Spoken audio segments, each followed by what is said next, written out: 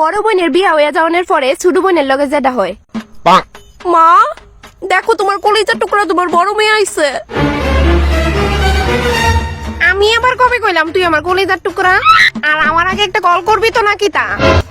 আমি তোমার সারপ্রাইজ দিতে আসছিলাম তাই কল করছি না। আচ্ছা জামাই কই? হ্যাঁ আইছে না, হ্যাঁ বলে অফিসে জরুরি কাজ আছে। তাহলে তোর শাশুড়িরে নিয়ে এলি না কেরে? কেরে আমি যাইছি তোমার খুশি লাগতেছে না নাকি তা? তোর পাগলি একটা মা কি কোনোদিন খুশি না হইয়া পারে? আচ্ছা মা ছুটকে কই? তাই স্নানে গেছে। বাবা এত তাড়াতাড়ি স্নান? আমি থাকতে দেখি বেলা 3টা বাজে স্নান করতো, এখন দেখি আমার বিয়ার পর তার লাইফস্টাইলে চেঞ্জ হয়ে গেছে গা। তাই তখন আস্তে আস্তে বড় হইতাছে না, নিজেরটা নিজে এখন ভালোই বুঝে। তাই তা বললা সকাল 10টায় স্নান? আচ্ছা বেশি চেঞ্জ হয়ে গেছে আমার বিয়ের পরে। আচ্ছা কহ তোর জামাই শ্বশুর বাড়ির লোকজন তারা কেমন আছে? হ্যাঁ ভালোই আছে। মা তুমি যাইও মাঝে মধ্যে আমার শ্বশুর বাড়িতে, আমার একা একা ভালো লাগে না, নইলে ছুটকিরে পাঠাই দিও। ছুটকির পড়াশোনা আছে, তাই যদি তোর শ্বশুর বাড়িতে যাও গিয়ে আয়া পড়তে লাগবো। তাই হ্যাঁ মা কোনো অসুবিধা নাই, ধরো না তাই যেদিন যাইবো আমার শ্বশুর বাড়িতে তুমি আমার আগের দিন একটা কল কইরা রেখা দিও, তাইলে ওই দিন আমি ওই বাড়ির কোনো কাজ করতাম না, তাই গিয়ে আমার হেল্প কইরা দিব, লাইক বাসন ধোয়া কাপড় কাচা। That's it. ও নো কেরে তোর শ্বশুর বাড়ি কি আমি বিয়ে হয়ে গেছি যে তোর বাড়ির কাজটা আমি করতাম? আরে দিদির একটু হেল্প করবি আর কি, আর কিচ্ছু না। ওয়েট এত সাহায্য তুই কই যাইতেছস? ইদির কই কথা অবশ্য আমি তোরে দিতাম না। মামা আইতে দেরি হইব বুঝছো, ভোর 5টাও বাজতে পারে, যাইতেছি আমি। হ্যাঁ সাবধানে যাইস কিন্তু। দাঁড়াও মা, এই তুই দাঁড়া। কোনো কারণে বাইরের সময় পিছন দিয়ে যে ডাক দিও না, জানোস না তুই? খায়া কোনো কাম নাই। আলে বাবা লে, বিয়া কইরা এই বাড়িতে গেলাম কি তা তার দেখে পাখনা হয়ে গজায় গেছে গা। সুয়াট আমি মানে সব ডিটেইলসে কইয়া দিছি যে আমি কই যাইতেছি, মারতে শুননা না, আমার টাইম নাই কোনে। ছুটকি দাঁড়া কইছি, ছুটকি মাথায় কই যাইতেছে? হ্যাঁ কই যাইতেছে? তার বলে ইম্পর্টেন্ট মিটিং আছে। ওরে বাপরে চাকরিও করতেছে নাকি তা তোমার মায়া পড়াশোনার লগে লগে? তোর স্কুলের মিটিং তাই ভলেন্টিয়ার তো এলিকা এত সাহায্য চাইতে লাগে? শুনো মা আমি তোমার একটা কথা কইয়া রাখি, আমি যাতে এরকম না শুনি যে তার কোনো ছেলের লগে চক্কর চলতেছে।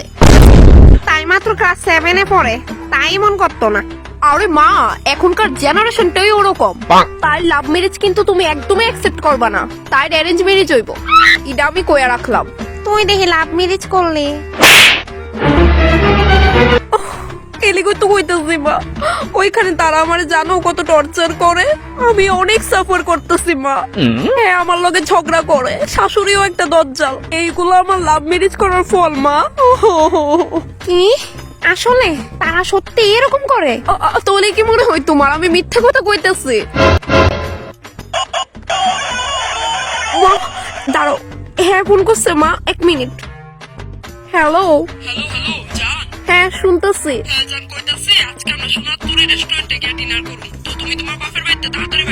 না না রূপার তরি প্লিজ, বিয়ের আগে তুমি অনেকবার ওই রেস্টুরেন্টে খাওয়াইছো, আমার ভাল লাগে না। আচ্ছা কিন্তু শ্বশুর মশাই শাশুড়ি মা তার আর কি হইব? সত্যি আমার শ্বশুর শাশুড়ি তো বেস্ট। ওকে ডান, ঠিক আছে ঠিক আছে, হ্যাঁ রাখে। ও কিতা জানি কইতাছিলাম মা। না মানে আমি ইডুই বুঝি না মা, তাই তো পড়াশোনা করে করবো না কিতা? দেখো মা আমি তোমার ভালা কথা কই, আমার কাকা শ্বশুরের দিকে দেওয়ার আছে, দিয়া লাও বিয়া, হাত টিকা পরে ছুটতে গেলে কিন্তু শেষ। না না তাই এখন বাচ্চা মানুষ, তাই আরো পড়াশোনা করবো, তুই চিন্তা করিস না, তাই আমরা অ্যারেঞ্জ ম্যারেজ দিব। কারণ আমি চাই না লাভ ম্যারেজ করে আমি যা যা ভুগতেছি তা ছুটকিও ভুগো। অনেক আদর করি বনুরে আমি। তাই এমন ভাবে কইতাছে যেমন তাই আমার না জানি কত চিন্তা করে, তাই এনে বইয়া বইয়া আমার ব্রেন ওয়াশ করতেছে। তাই বোধহয় ইদি করলি গাইছে, নিজে ভালোই লাভ ম্যারেজ করছে, আর এখন আমার অ্যারেঞ্জ ম্যারেজ করাইতো, আমি শুভরে যারা বাঁচতাম না।